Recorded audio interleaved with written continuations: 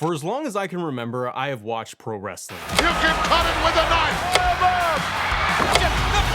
And burn that son of a to the ground. Lately, he just hasn't been very oozy. And since I was a little kid, I never stopped watching. I remember being a little kid and seeing matches between Bret Hart or Stone Cold Steve Austin, Triple H, The Rock, the Nation of Domination, the Corporate Ministry. Seeing all of that every single week and then quickly changing the channel so my parents didn't catch me watching. And then as I grew up and started my career, not this one, but the previous one I had, I got married, I had kids, still have them. Even with all of that life stuff happening, I never stopped watching, never stopped consuming, reading, just taking it all in. Maybe that's why I do this for a living now. And sure, there's tons of cringy stuff over the years, stuff that just makes us feel embarrassed to even be watching this, or worse yet, having to explain to somebody why The Undertaker has strapped Stephanie McMahon to a cross in the ring. I mean, I know why. They're the ones with the problem. They don't get it. Sometimes it's not the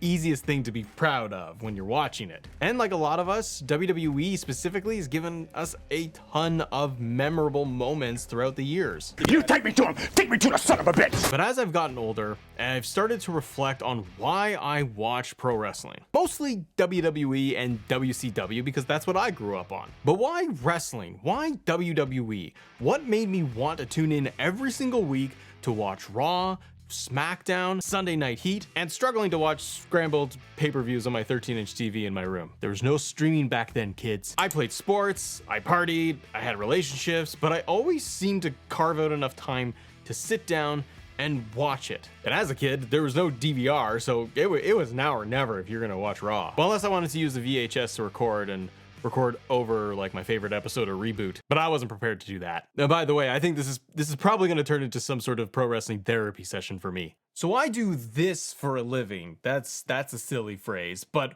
one thing that comes up quite often is the whole eating thing. Everything is super busy here at my house, and I'm constantly having to work long hours and needing food quick. It's also very healthy and ready to go. That's where Factor comes into play. Factor takes the stress out of all the meal planning. It sets you up for success every single day. You can skip the grocery stores. You can skip the high prices of delivery coming to your door and eating this not so healthy stuff. Like, we have 2 kids, and also I have a wife.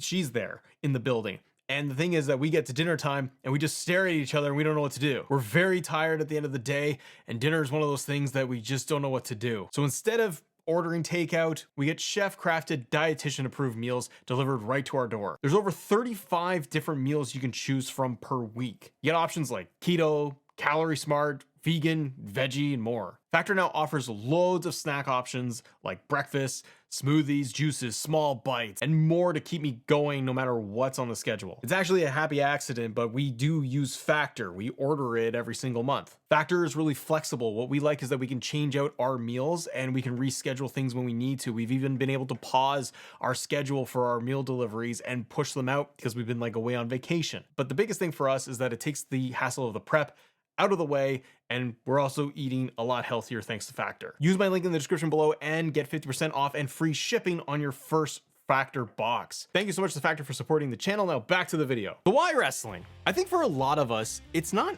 one singular thing or reason as to why we watch. And I know for me, I've enjoyed different things, different elements of it for different reasons during different eras. And let's be clear, some stuff is bad. There's bad stuff out there that we have watched or just felt like we've been dragged through to watch this stuff. Like, I'm sure you can relate, sitting down and having to watch a Raw, SmackDown super show that just drags on and on and on.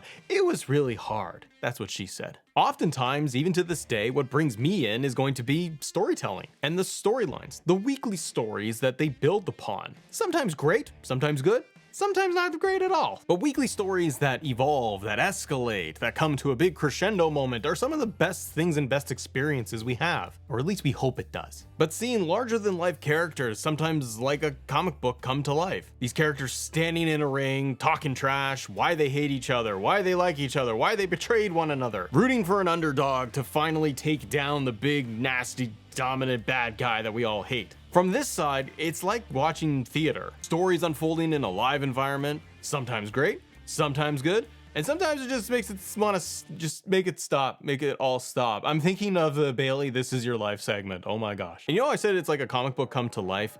It's the characters that you invest your time in every single week that kind of brings me back. For example, I was a huge and still am big Triple H fan. I grew up watching him and Stone Cold Steve Austin as just some of my favorites during the Attitude Era and into the 2000s. I was invested in them every single week to see what they were going to do. I remember watching Triple H in the tag team match where he blew his quad. I remember that he was out for 8 or 9 months. And during that time, I think we had the invasion angle, so there was that. And then they had the hype packages for Triple H's return. They started building them up more and more and more as we were inching towards the Royal Rumble. And I remember that day, that episode of Raw, watching that Madison Square Garden show, I remember them building it up all night long that Triple H was going to make his return. That was a 2-hour Raw back then too. They really had to jam it in. But giving us the little vignettes and the little things on the Tron and the commercial breaks to say that Triple H is coming up next,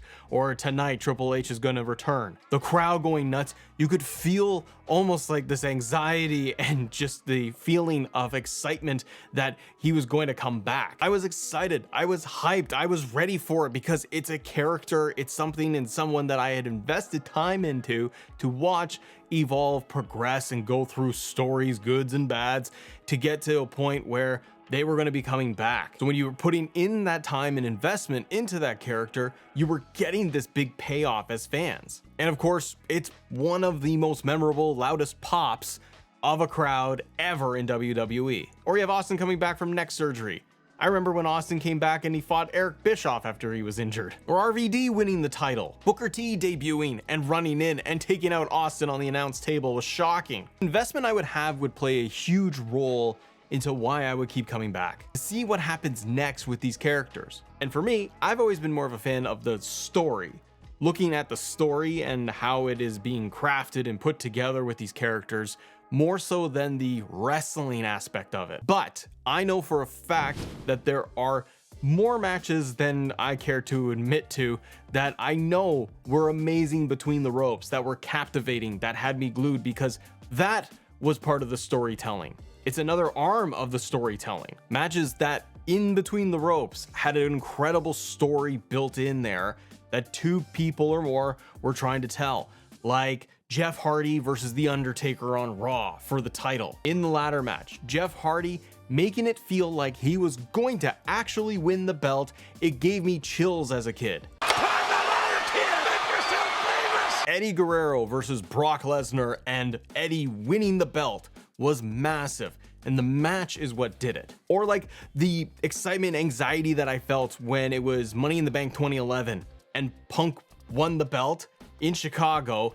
But before that, you had Vince coming out with Laurinaitis and getting involved. And I just felt like at the time watching it live, I was like, oh my gosh, what is going to happen? Can he pull it off? Is he going to be able to do it or not? Because there was such a great story built in leading up to it outside of the ring, but then the story they told inside the ring too. Near falls, kickouts in different matches, all add to the drama of the story. Like Undertaker, Triple H, Hell in a Cell, Shawn Michaels as a special guest referee. Iconic. The pedigree, sweet chin music combo, and Undertaker kicks out, it still gets me to this day. Or the feeling that you would have when you watched Brock beat the streak. And like the crowd just went in dead silence, so did I sitting at home.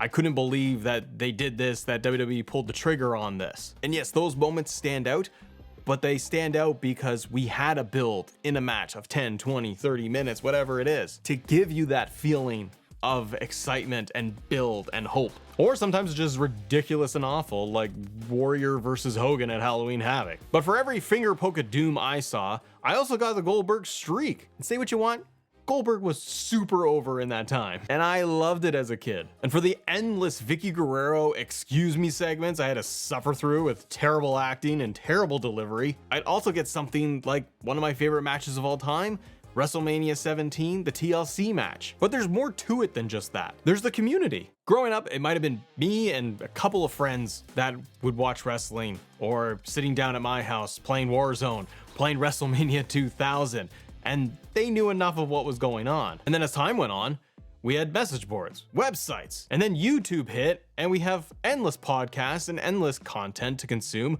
all surrounding this one niche that we all follow and like, even as we hate watch it sometimes. Social media itself, it's a giant playground of people in a town square yelling endlessly about the thing they like or don't like, but then they watch it anyways, and then they talk about how much they hate it. The social media, like Twitter or X, is just like, it's like one kid yelling in your face all day long about how you're wrong about just all things, everything. Then you have the live experience. Maybe you've had a chance to go to any wrestling show, not just WWE, but any of them. A local promotion, AEW, WWE, whatever it is. It's a whole other beast when you go to something live. Growing up, I never got to go to any type of wrestling show or WWE show. Probably because I wasn't running around telling my parents that I liked it. But also, we never really could afford it. Even back then. I've seen ticket prices today. Ticket prices today are insane.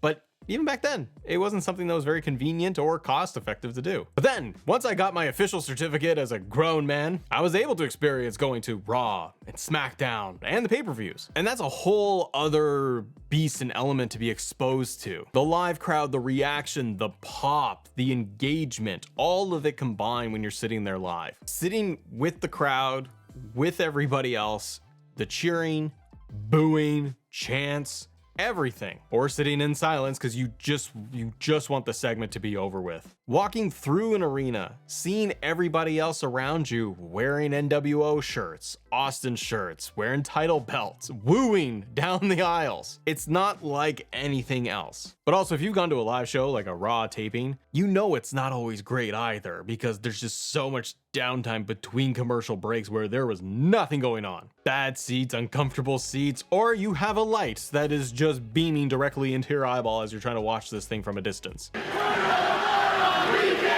But you know what? As I got older and I had kids, like I said, something kind of cool happened. My kids started to watch with me, and it's really neat to see how I watch the show and consume the product and the content versus how my daughter watches the show with me. We hear all the negativity and the social media stuff and everyone's commentary on it, including myself as well, right? But the endless flood of content and engagement and being online, everything at your fingertips, access to these wrestlers, to superstars, knowing what is going on, the ins and outs of every single moment and what's going on. It's kind of a lot. It kind of gets to be a lot. You know what? For some people, it might actually turn them off from watching a little bit. But then I will ask my daughter and say, who's your favorite to watch? And she'll say, I like Bianca. I like Rhea. I like Punk. And I'll ask, okay, well, why little person? Why do you like these people? And I get a different answer every time. It'll be Bianca's outfit. Fun fact, she actually loves it when Bianca does the hair whip and just gets that whole like line across their body, like they get all beat up.